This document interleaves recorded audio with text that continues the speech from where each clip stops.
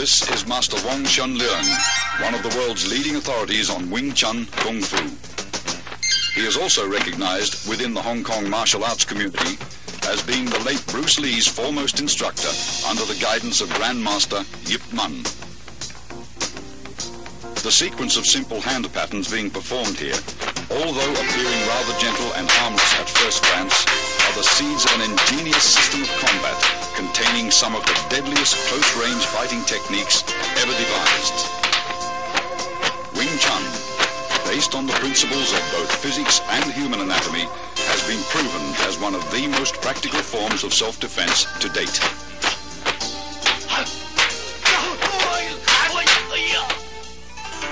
Grandmaster 𝖕𝖙 was responsible for Wing Chun's world fame. The text you see here, written by him, is the entire history of this southern Chinese system which he introduced to Hong Kong from his native province, Guangdong.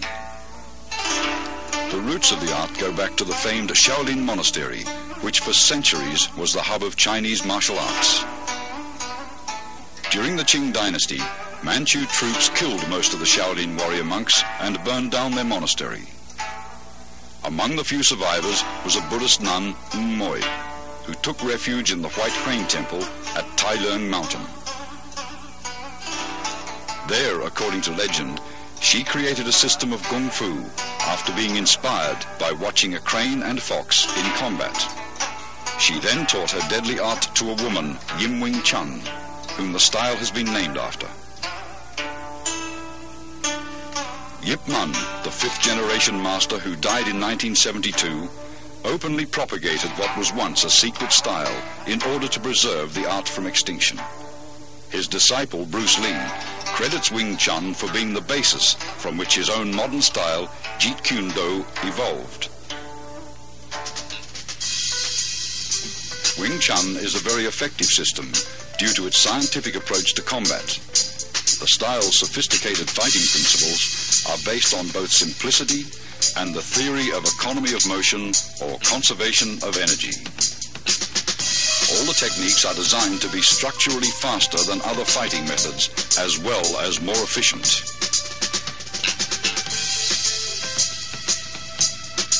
An imaginary line running down the middle of the body, called the center line, is the basis of Wing Chun fighting theory.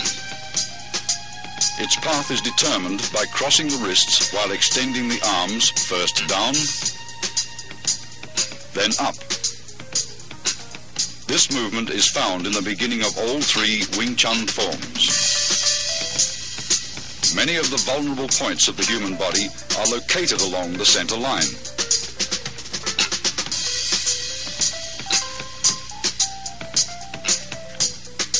Thus, Wing Chun's offensive theory stresses attacking an opponent's center line. Attacking either to the left or right of his center line, your force will be dissipated if he rolls with the blow. Attack his center line, and he must absorb the strike's full impact. all Wing Chun's offensive techniques, in particular the straight punch, which is the style's major weapon, begins from the center line.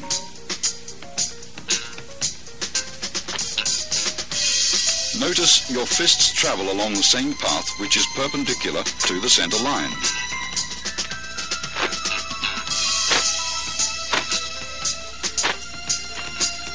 Wing Chun punching is always direct, since the shortest distance between 2 points is a straight line.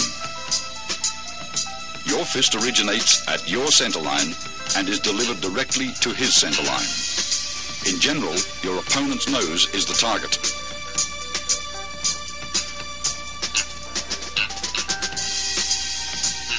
Defensively, Wing Chun stresses the instinctive protection of one's center line through a tight on-guard arm position, where the elbow of your lead arm is always a fist distance from the center line. Never is the elbow out, since you are left exposed. Though your arm moves to block, your elbow remains a fixed axis.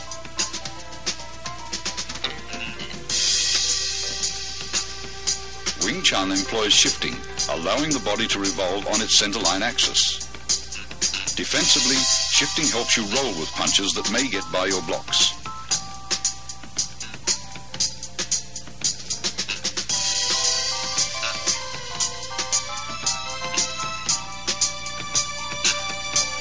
Offensively, shifting creates various angles for attacks that will subtly penetrate an opponent's defenses.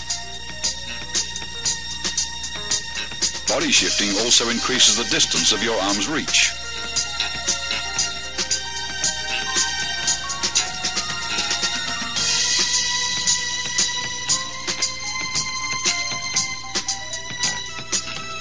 Shifting quickly magnifies punching power, since tremendous force is generated from sudden torque in the waist and hips.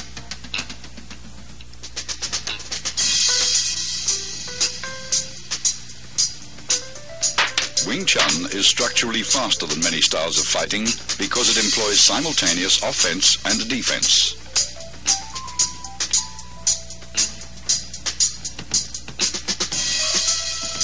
Block and attack should not be separated into two motions. Wing Chun's block and attack is executed in one motion. After striking out, the fist automatically blocks when retracted.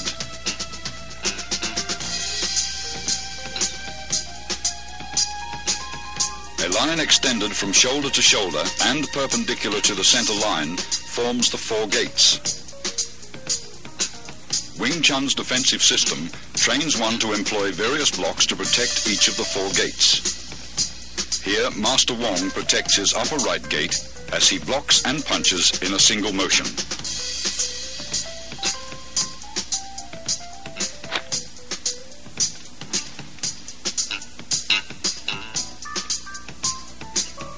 Alternate simultaneous blocks and punches protect both your left and right upper gates.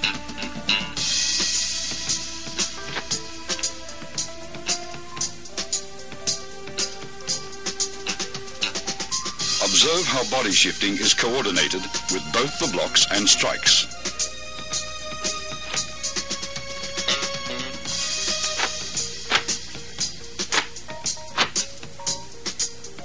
Master Wong demonstrates defense of the upper gates against an opponent's multiple punches.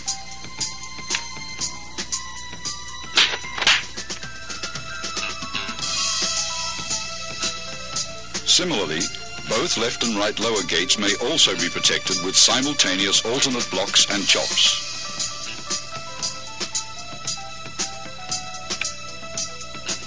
Observe how the arms move in unison.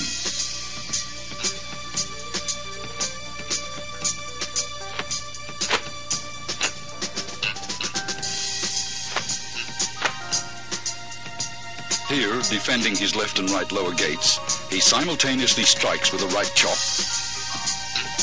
then a left punch.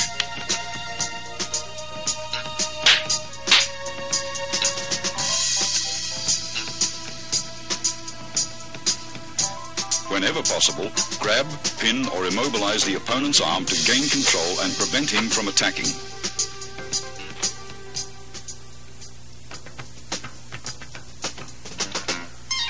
In accordance with the theory of economy of motion, Wing Chun hand techniques defend and block at the same time and are delivered in a bursting series of straight rapid-fire attacks. The basic straight punch begins in front of your solar plexus and is thrust out with your fist at nose level. As one fist punches, the opposite fist retracts. Notice the wrist snapping action, unique to Wing Chun.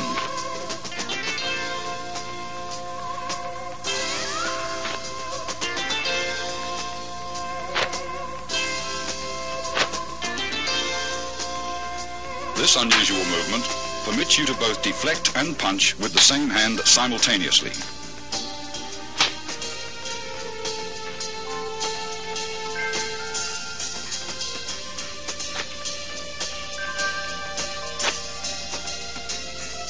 It also creates a powerful shocking force, even from short distances, as seen demonstrated by this 1-inch punch. Execute finger thrusts like punches and keep your fingertips stiffly together. Finger thrusts are either aimed at an opponent's eyes or, as seen here, to his throat.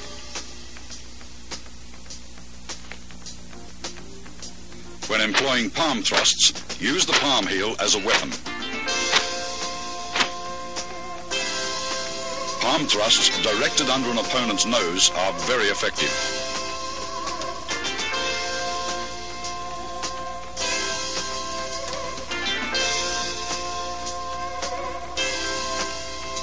In Wing Chun, force never clashes with force. Instead, the larger force is deflected by a lesser force.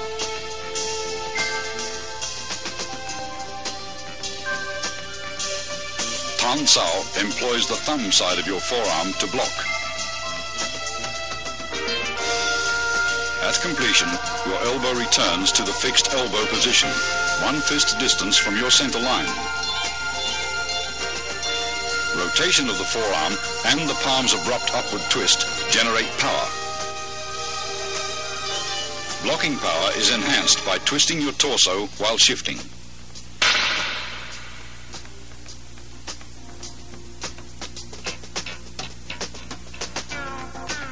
Yun Sao, excellent for training wrist flexibility, is used for changing hand position quickly in combat.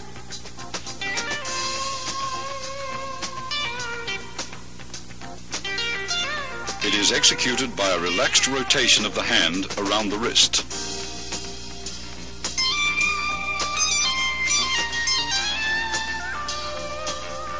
This same hand, used to encircle the opponent's attacking arm, can also be used to attack.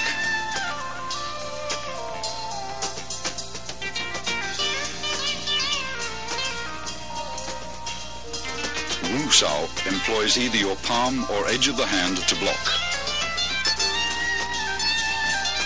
Upon completion, your hand is in a prayer-like position in front of your chest.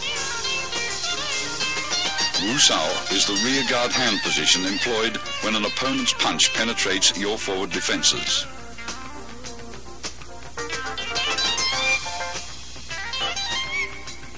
It is employed either to block outward with the hand's edge or inward with the palm.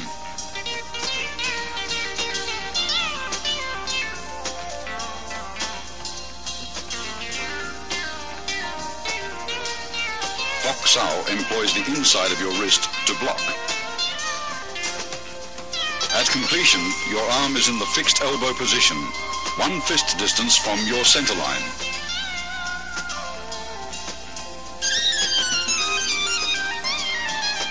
Tok Sao is important in sticking hands practice.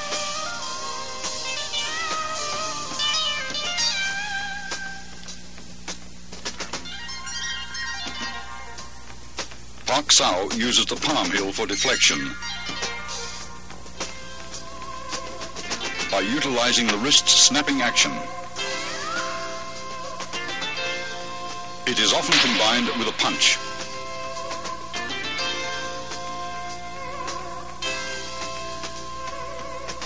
Jum Sao is an oblique downward chopping motion that employs the hand edge or forearm to block. Upon completion, the arm is in the fixed elbow position. The arm motion is slight, since the elbows stay close to the center line. Its effectiveness lies in body shifting.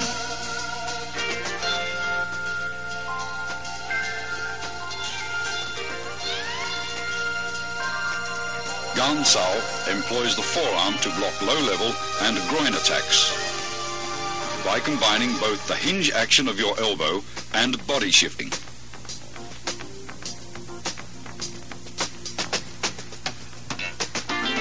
It is usually used to block kicks.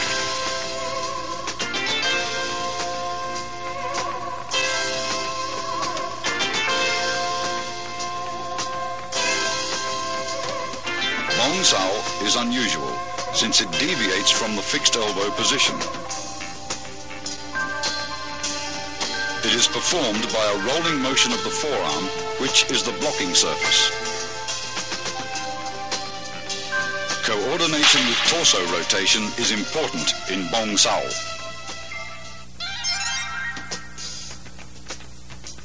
Wing Chun kicks, used for either harassment or closing the fighting gap, always supplement the hands with fast and low direct strikes to the groin, knees or shins.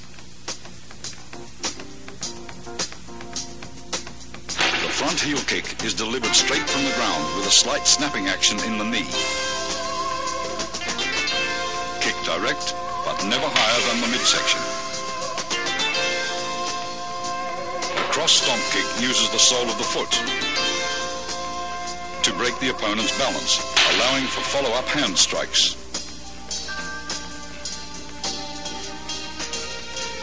The low side kick is for stomping down with the heel or sole of the foot.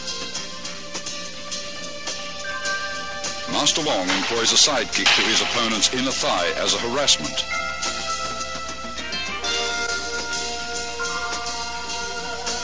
This is a cross stomp kick to side kick combination.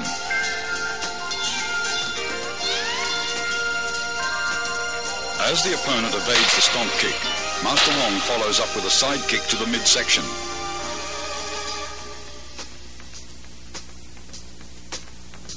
This is a front kick and leg trip combination.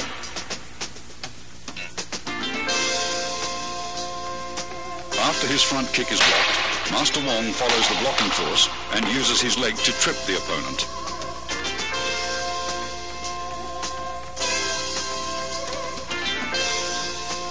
Wing Chun's basic stance is shoulder width or a bit wider.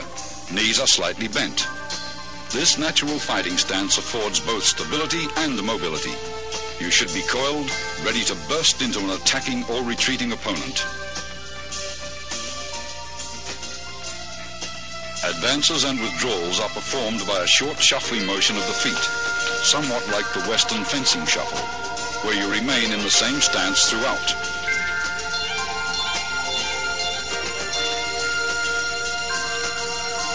To advance, the front foot first steps forward about 6 inches, then the rear leg slides forward.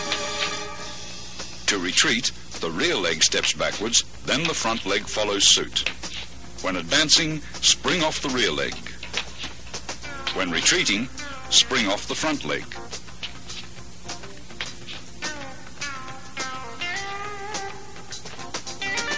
Circle stepping differs from the shuffle in that you actually alternate between left and right stances.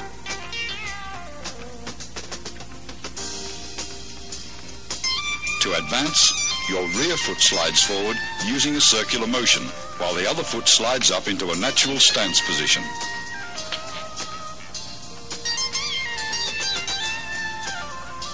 Circle stepping is used for cutting off or pressing an opponent who has great mobility.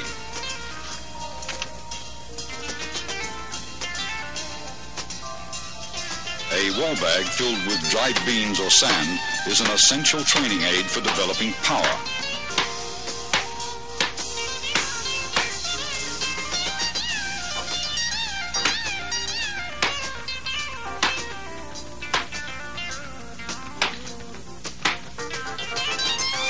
Striking with the fist or palms gives one a feeling of penetration and toughens the skin and bones. Train slowly and gradually.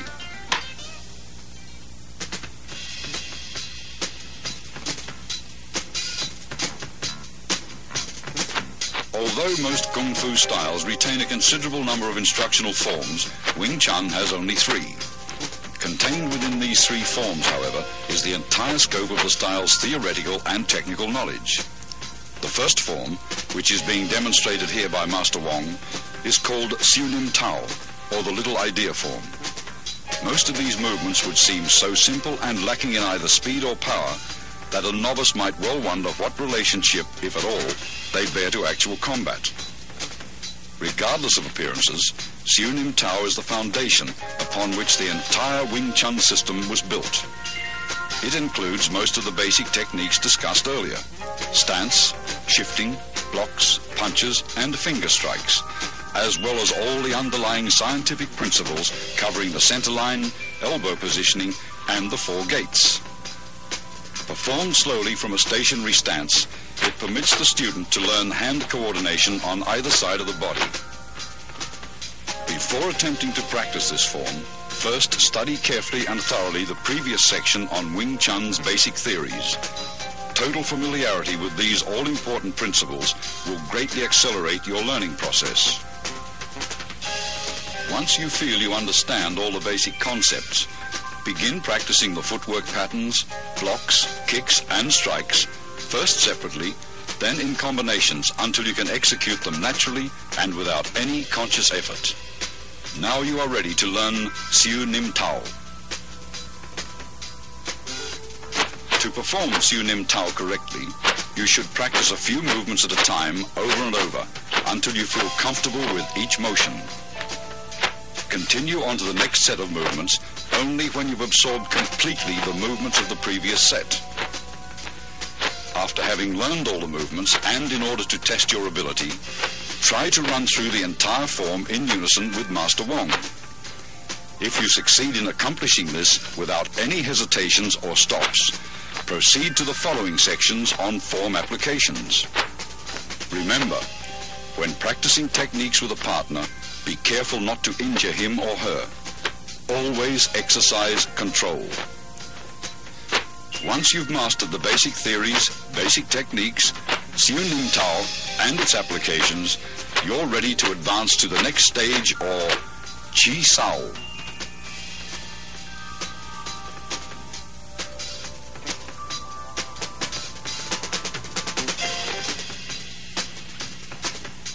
Tan Sao, or the palm-up block, uses a sudden forearm twist at the end of the movement for increased effectiveness.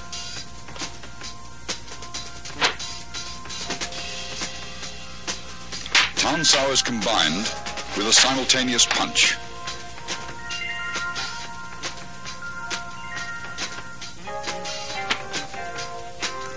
Hyun Sao, or the circling palm, is used after blocking to encircle your opponent's arm.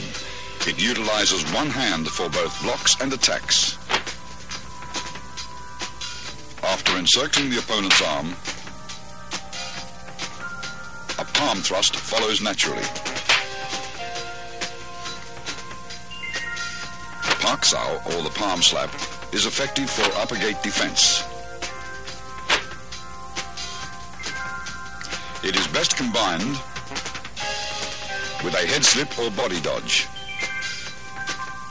The downward palm block is used against attacks to the lower gate.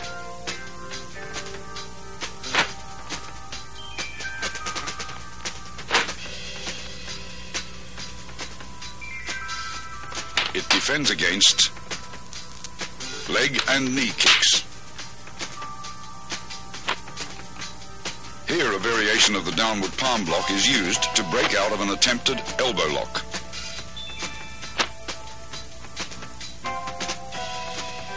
A shoulder and forearm shrug can repel an attacker.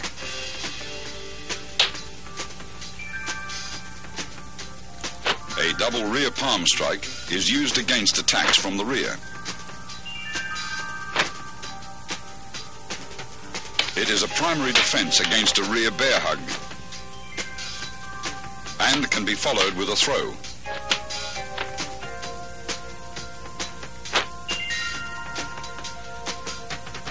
The double knife edge chop can be adapted for practical application.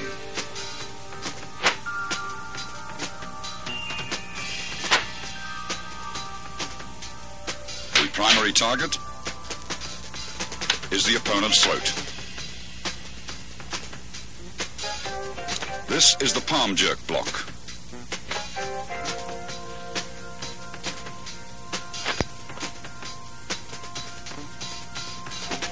A sudden jerk effectively destroys an opponent's balance. Here, a palm jerk block is followed immediately by an eye thrust with the same hand.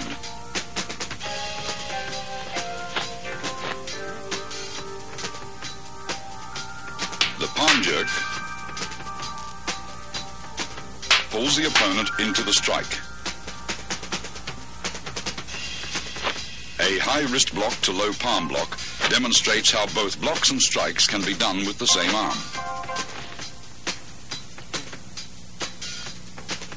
A punch may be immediately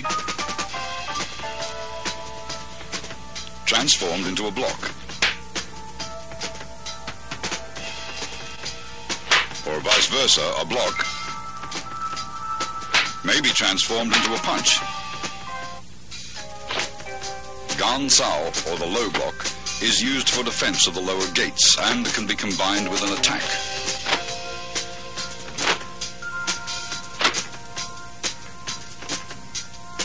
Here it is used along with a knife hand strike. Bong Sao, or the wing arm block, can be followed with a double palm push.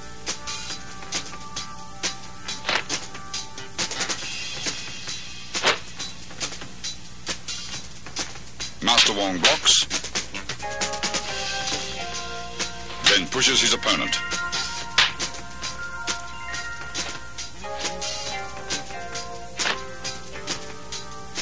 This is a palm jerk in combination with a palm thrust.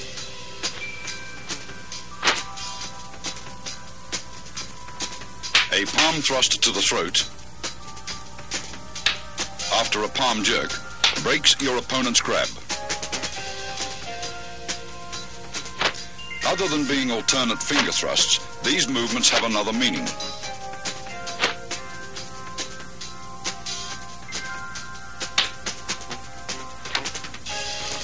They can be utilized for breaking out of a grab.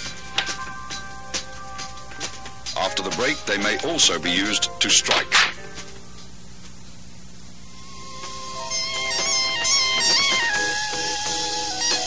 Chi Sao, or sticky hands, is a two-man exercise for developing arm coordination, so that while one hand blocks, the other attacks. It also promotes tremendous sensitivity in the arms, thereby allowing one to instinctively determine the direction of an opponent's force and develop the quick reflexes needed to direct that force with a minimum of effort.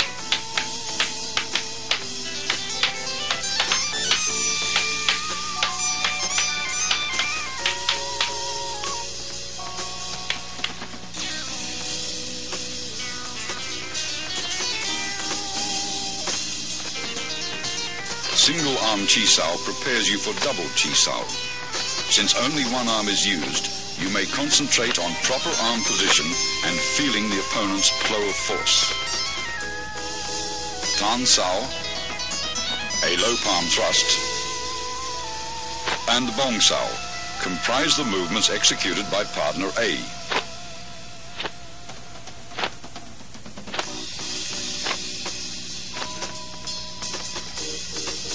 Jump Sao, a straight punch, and Fok Sao comprise the movements executed by partner B to match those of partner A.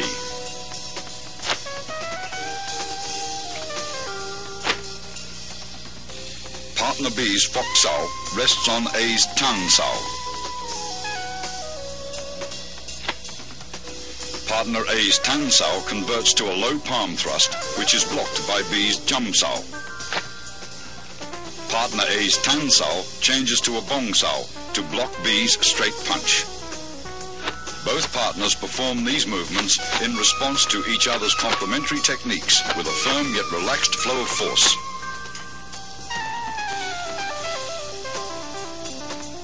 After achieving proficiency with single arm Chi Sao, begin double arm Chi Sao. The first stage is Pung Sao, or rolling hands. Both partners, A and B, perform the same arm movements. The right arm alternates between 𝖃 𝖊 and 𝖃 𝖊.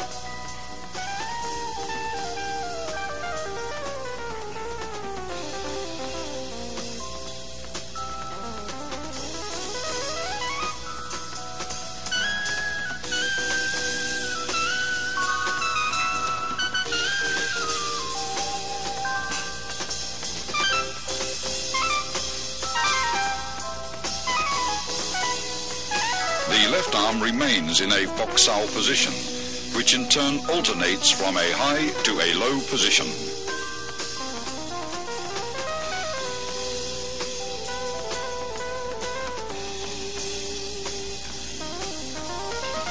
Partner B's left high 𝖕𝖑𝖎 rests on A's right 𝖃 𝖊, while A's low 𝖕𝖑𝖎 rests on B's right 𝖃 𝖊. Both left arms in 𝖕𝖑𝖎 position rest on the other's right arm, which changes from 𝖃 𝖊 to 𝖃 𝖊. Both partners roll their arms up and down in unison. Avoid stiffness and rigidity, and never try to use sheer muscle force to overpower your opponent. With practice, the feeling for rapid directional changes in the forces of an opponent's attack or defense will give you a sense for when to yield, resist, defend, or strike. 𝖕𝖎, or sticky hands fighting practice, the second stage of double chi sao, is a type of regulated sparring where you learn how to employ the techniques taught in the three forms against an opponent. The importance of the centerline theory and the significance of form and function will be realized. If you expose your centerline either by failing to maintain the fixed elbow position or if your blocks deviate too much, the opponent's attacks will penetrate. You will get hit. 𝖕𝖎 hones your fighting techniques so you can react with a different combination of basic blocks and attacks in a free flow exchange of techniques when the opponent's movements are unpredictable. This liberates you from formal fixed patterns of fighting. You learn to discard all the rules, to adapt and express techniques naturally and spontaneously in the here now of 𝖕𝖎 practices. Here are some examples. Disengaging is for releasing your arm from an opponent's blocking arm. The pressure from your block enables your opponent to disengage and punch. With proper sensitivity, as he disengages, your arm flows forward to punch him first. This continuous flow of energy through your arms is compared with water. Water seeks the path of least resistance. When practicing, be like water. Avoid the strong and attack the weak. A constant forward pressure towards your opponent's centerline is the secret to 𝖕𝖎.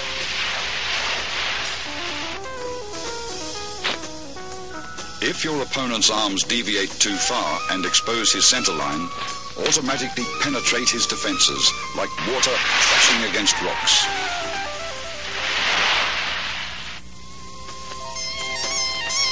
As Master Wong detects his opponent's right 𝖃 𝖊 has deviated too far from the centerline, his left 𝖕𝖑𝖎 changes into a punch to the opponent's solar plexus.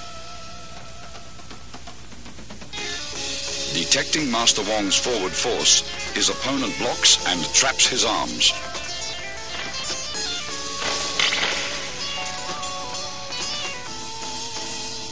Master Wong's left 𝖕𝖑𝖎 crosses over and traps his opponent's left hand as he presses forward with a right palm thrust to the throat. His opponent counters the technique by parrying the right palm attack with a right grab and trapping Master Wong's arms with a 𝖃 𝖊. As his left high 𝖕𝖑𝖎 reaches across to grab his opponent's left hand, Master Wong's right 𝖃 𝖊 disengages into a punch. When his opponent feels his left arm being grabbed, he performs a left 𝖃 𝖊 to Master Wong's punch.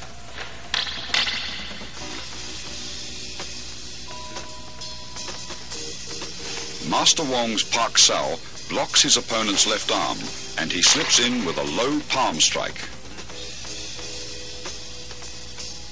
The opponent employs body shifting by pivoting to the right and dissolves Wong's forward rush as soon as he feels Wong's body advancing.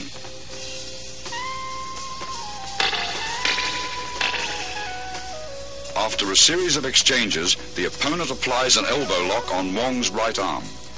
Instead of resisting, Wong flows with the direction of force, crashing into his opponent with his shoulder. As the opponent senses Master Wong's body pressing forward, he releases his left arm and employs Bong Sao to dissolve the force. Wong's right Bong Sao grabs his opponent's right Tan Sao, pulling him forward, and locking the opponent's left hand, he executes a left punch. Feeling himself being pulled forward, the opponent employs body shifting to divert Master Wong's forward surge of force. Then, his right Pak Sao pins Wong's left arm.